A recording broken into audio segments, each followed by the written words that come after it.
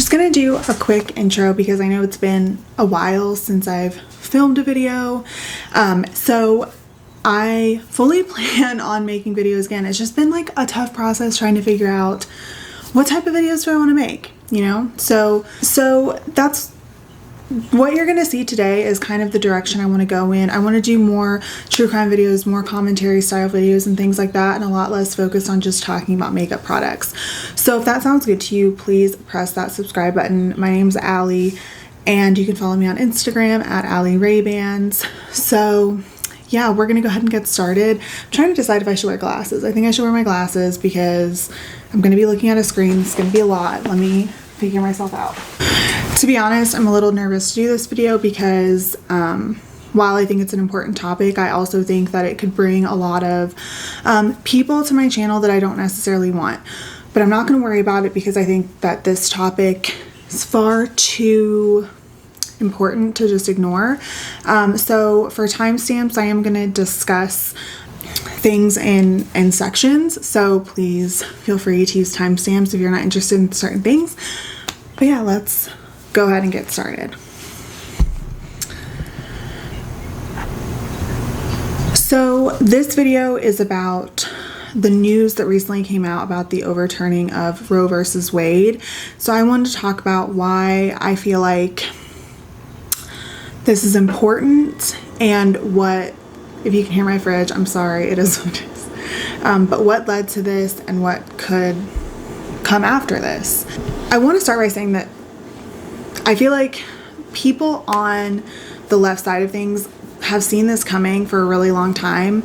I remember in 2016 when everyone on the far left were thought of as crazy and hysterical for thinking that Trump was going to take away reproductive rights.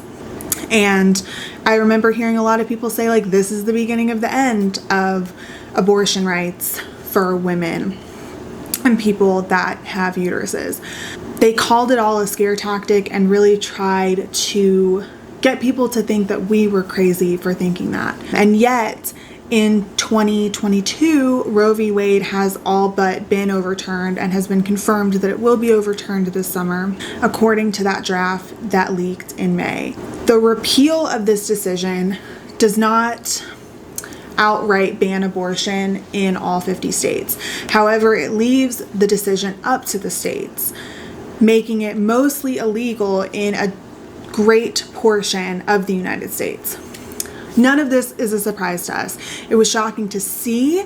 I believe that this is all part of a bigger plan. And this is not a conspiracy theory, but a long-standing plan that the far-right evangelicals have been trying to enact for years and years. That's why abortion has been such a hot topic issue, because at the end of the day, calling something like abortion, which is a medical term for a medical procedure, calling that murder, and using that to rile up your base is ultimately they're trying to harp on feelings. For years, they've waited for a leader that would support their main goal, which was to make abortion the issue of the party. It's always been that they've been waiting for someone that would make that the issue.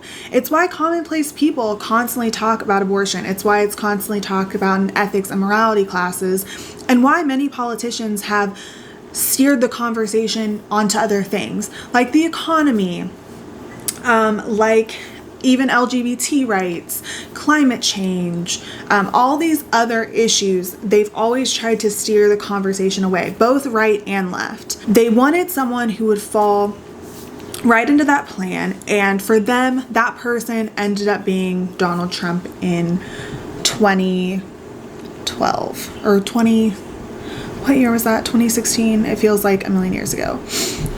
Prior to running on the Republican ticket, Donald Trump was a registered Democrat, but this does not mean that he was not the perfect poster child for the far right.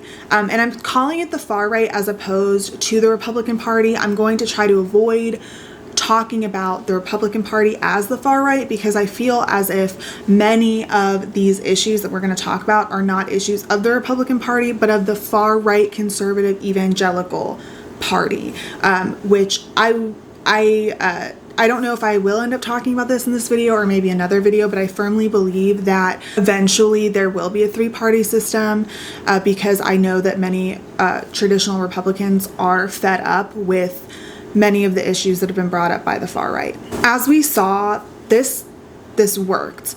He spoke to a group of formerly marginalized people and brought them from the shadows into the light, where before, like, talking about lizard people and secret tunnels in Congress and Pizzagate would have made someone seem fringe or something that would not be mainstream.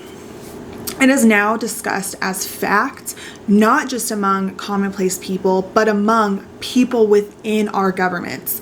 Trump is not an outlier, and him being elected proved that these people are not outliers, but instead, these are people who have just not had a voice or a platform to voice these things prior. This video is not about Trump, but I want to give this context for everything that I'm going to say next, because I feel like this was a turning point in the current conversation about Roe v. Wade. It's not a scare tactic, but it is what I and others believe to be fact. Trump will become president again in 2024. And if he does, abortion will become illegal. There are many other horrible consequences of this that I can't even begin to imagine that will come from Trump being reelected. But the most important thing for the context of this video is that while overturning Roe v. Wade currently means that abortion will become a state issue, it is widely believed that it will not be a state issue for long. Before talking about what I believe the future holds for this issue, I want to talk about what life was like before Roe v. Wade was made law in 1973. We do need to start first with what the definition of an abortion is. We talk about it as a political issue and a morality issue, but in reality, abortion is a medical term for the termination of a pregnancy after accompanied by, resulting in, or closely followed by the death of an embryo or fetus, such as a spontaneous expulsion of a human fetus during the first 12 weeks of gestation, compare miscarriage, or B, induced expulsion of a human fetus. Abortions are not just procedures that end pregnancy intentionally. They're also the process of a body miscarrying, and this will become important later. The legality of abortion is questionable prior to the Comstock laws that were enacted in 1873. These procedures were done, some safely and some unsafely, normally in basement rooms with no anesthesia. Anesthesia was not a thing during this time. These could be performed in a multitude of different ways, including taking a variety of herbs orally, injecting herbs and lye into the vaginal cavity, using sharp objects to expel the fetus, or another number of horrible things. I call them horrible because abortions now are safe, and so these are considered horrible methods, and I don't mean horrible to the fetus. I'm talking about horrible to the women that are receiving these treatments. They were often advertised as procedures to help with PMS symptoms, but it was commonly known during that time that these were actually abortion services. One woman, Madame Restell, offered these services in the 1800s. So if they failed, she would then perform an abortion. So if her herbs failed, she would then perform the procedure of aborting the fetus with a sharp object. At this time, birth control was illegal, so the only method of birth control available to women was abortion services, and these were illegal. Many women did not have the option at this time to take birth control. They were at the mercy of whatever man decided to have sex with them, whether consensually or not, because rape was also legal during this time. The irony of this conversation is not lost on me. Politicians are fighting against a woman's right to birth control while also arguing that women should not be allowed to use abortion as birth control. It raises the question of what if that is a woman's only option to control whether they become a mother. While it may have been unlawful to take a woman's virginity during that time, it was not as widely punishable. This was often because reporting a man for rape could result in a woman becoming an unsuitable wife, or could result in a woman getting in trouble for cheating on her husband. Many deals were made under the table in order to keep things like rape and even molestation private. At certain points in history, the age of consent was as low as 10 years old. So while a child may not be old enough to be married, according to the law, she is old enough to give consent. During this time, child marriage was a norm, and children as young as 13 were being married off. While this may seem as wild to some of us, this practice is still common in many cultures. This also raises the question as to whether these young girls are able to consent, whether they're married or not. My answer is no. During this time, marital rape was not illegal. In fact, marital rape was not illegal until the 90s. So despite the fact that these young girls could not consent, and in fact could not willfully resist intercourse, this was not classified as rape by law, and it was not a crime. Abortion and birth control were, though, meaning that not only were these young girls not able to have autonomy over their own bodies, and were in relationships in which a disproportionate distribution of power over their bodies, were also unable to decide whether or not they wanted to bear children, despite the fact that death during childbirth was all too common during this time. I could talk about child marriage and consent laws in an entirely separate video because the history of that in this country and also in other countries is just astounding. But for the sake of this topic, I am going to move on. It's just important to highlight how little control women had over their own bodies and over their own reproductive rights during this time. I don't always agree in the imagery that's used to fight about the time before Roe v. Wade. Women talk about the blood on the streets, the women that went missing, and the horrific scenes. And while I won't doubt this experience because I know that this experience was true, the numbers do not back up these claims. Now, we can talk about data gathering during this time and the inconsistencies behind it, and I completely understand it. Like I said, I'm not doubting the experience of the women that saw this in their communities.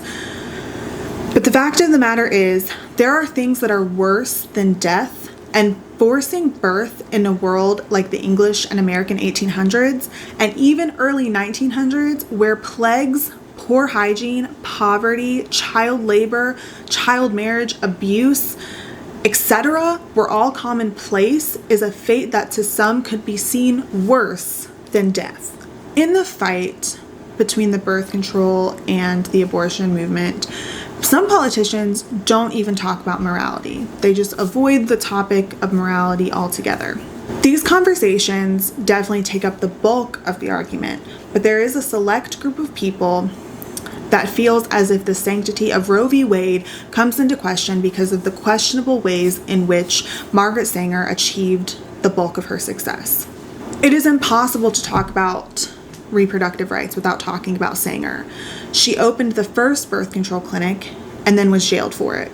She fought hard not only to get birth control into the hands of those that needed it, but also for the right of the public to have information about what birth control options were available to them. Her conviction was eventually overturned. This is all amazing, and we should credit Margaret Sanger for many of the things that became legal during this time. But there were things about Margaret Sanger that are questionable. Sanger was a eugenicist, which is a person that believes in the study of how to arrange reproduction within a human population to increase the occurrence of inheritable characteristics regarded as desirable. And for most of these people, these traits are things like whiteness, just to be frank.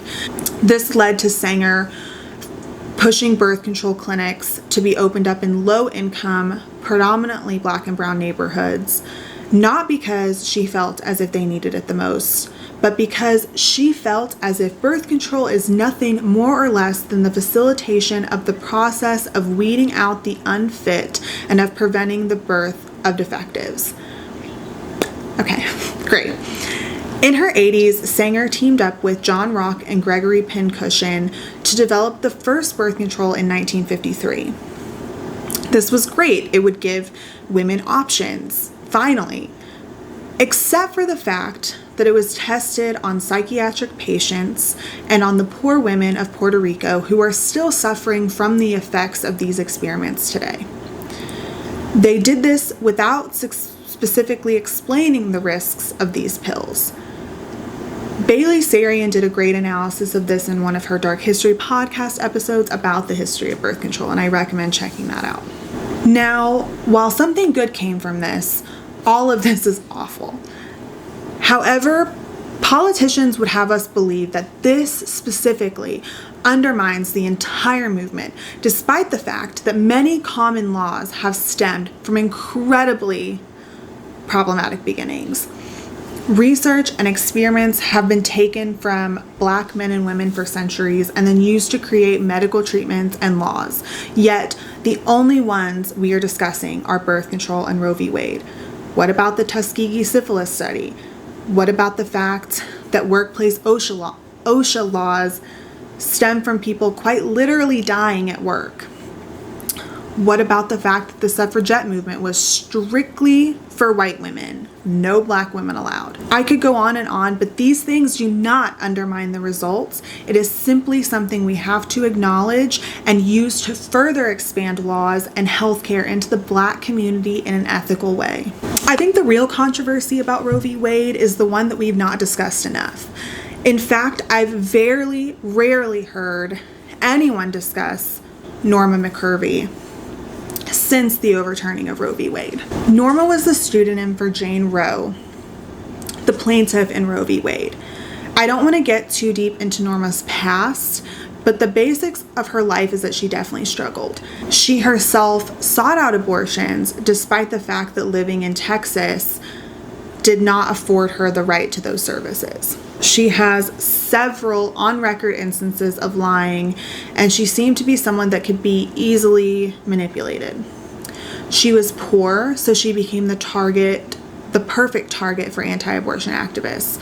It is reported that before her death, that is now in what is now considered a deathbed confession, that she was not actually against abortions at all. And I'll talk about what I mean, because you're thinking against abortions, but she was the plaintiff in the case. In fact, she was paid by anti-abortion activists in order to become the face of the anti-abortion movement post Roe v. Wade, despite the fact that she sought out abortion services herself and lied about being raped in order to do so, because that's how desperate her situation was. Reading this is really confusing, so I feel like I need to simply summarize that Norma was the plaintiff who argued that by denying her abortion, she was being denied her right to bodily autonomy. The Supreme Court agreed. She then later became an activist, protesting against the same law that she was instrumental in protecting. On her deathbed, she admits that she was being paid to do that, and she regrets it. I've not heard enough legal professionals citing all of this as a reason to overturn Roe v. Wade, when I think that out of everything I've heard, this is the worst, and this is the scariest thing. It's a reason why if someone makes this argument that we should overturn Roe v. Wade because Roe was an anti-abortion activist, that should be nipped in the bud immediately. She wasn't. She was paid. Now, through this, I've been working under the assumption that everyone knows exactly what Roe v. Wade protects, but just as a summary, I have a hair in my mouth, hold on. Simply put, Roe v. Wade protects a woman's right to abortion, period. Technically, what the law states is that the Constitution of the United States protects a pregnant woman's Liberty to choose to have an abortion without excessive government restriction. It relates to the 14th Amendment and a person's right to privacy. It is not up to a governmental body to dictate the use of this procedure. Despite the fact that many of the justices were asked about Roe v. Wade during their confirmation hearings, and despite the fact that they all unanimously agreed that it set the precedent for this particular law, they have still chosen to overturn it, which is a surprise to no one. All of this was prompted by the decision on Dobbs versus Jackson Women's Health Organization, which would severely restrict abortions in the state of Mississippi. When discussing the decision, Roe v. Wade was brought up, because whenever cases against abortion are brought to the court, it is important to ensure that they are being discussed within the context of the existing law. The justices have decided that they ultimately want to give this control back to the states to decide whether they would like to ban abortions in their own state or not. The only way this could happen is by involving the Supreme Court.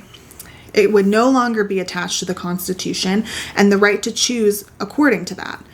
This goes against everything that was said during their confirmation hearings, but we all knew that they were lying anyway. At least the people on the left did. So what will happen once Roe v. Wade is overturned? Initially, not in the future. What are the initial effects of this being overturned?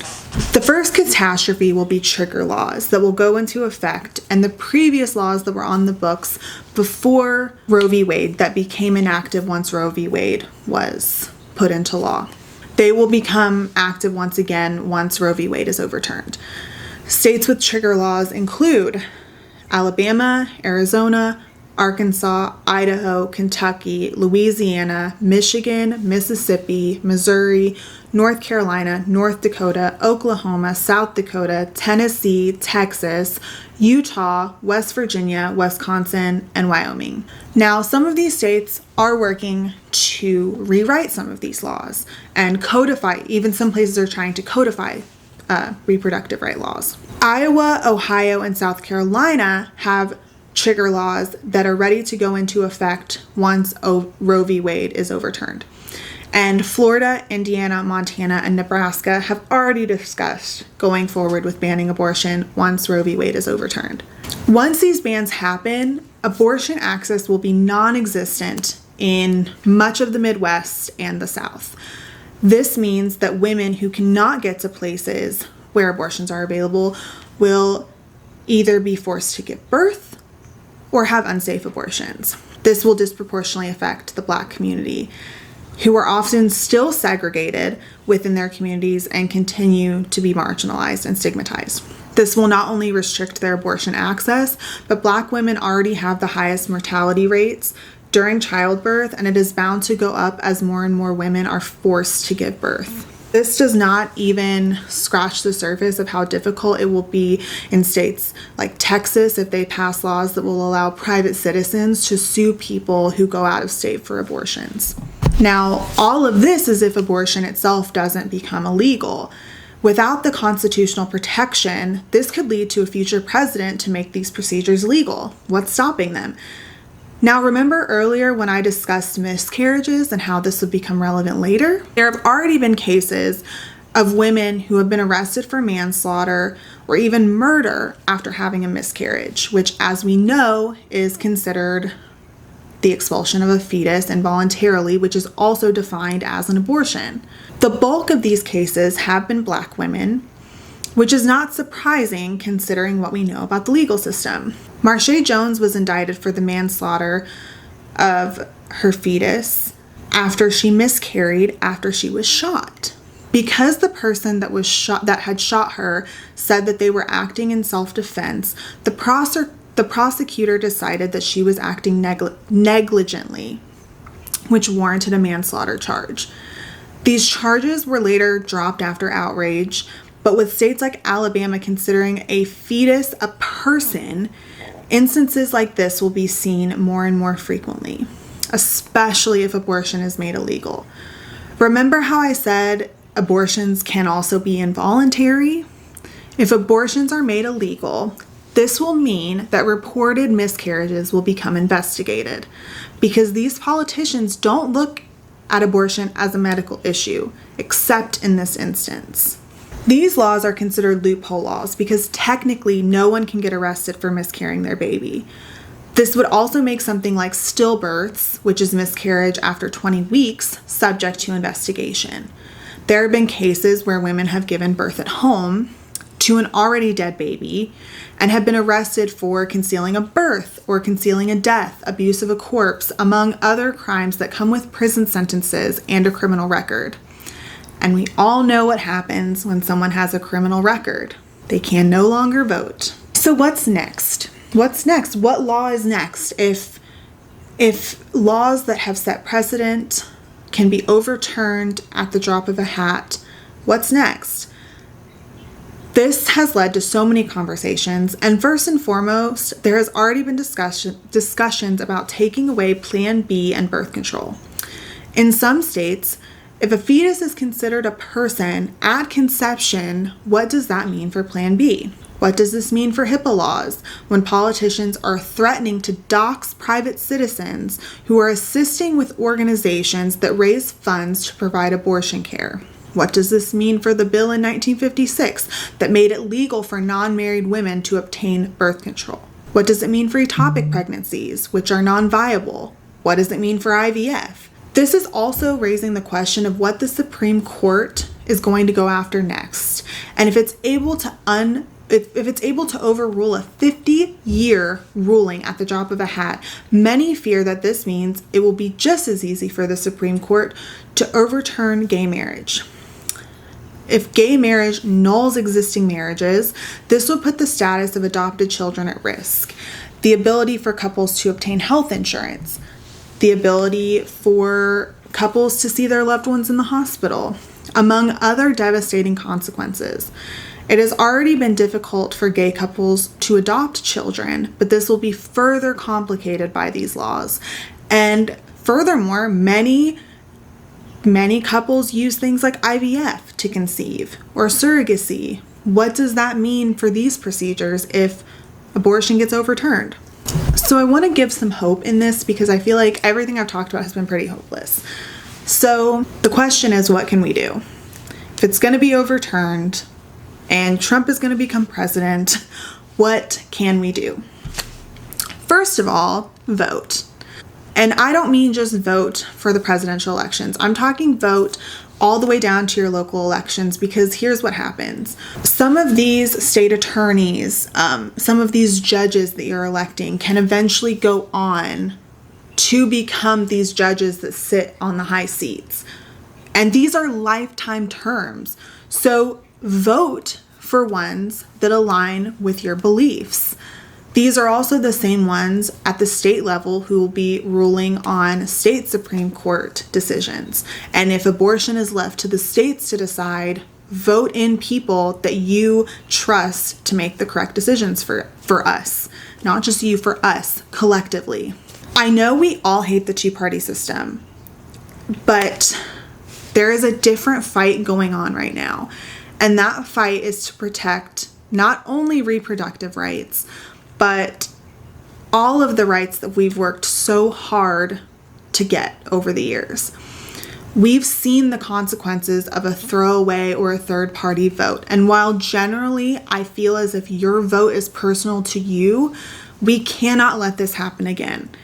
If a Republican, and I'm using Republican as in on the party slip, or someone like Donald Trump in what we could call a nationalist party, is elected into power without the protection of Roe v. Wade, the effect could be catastrophic.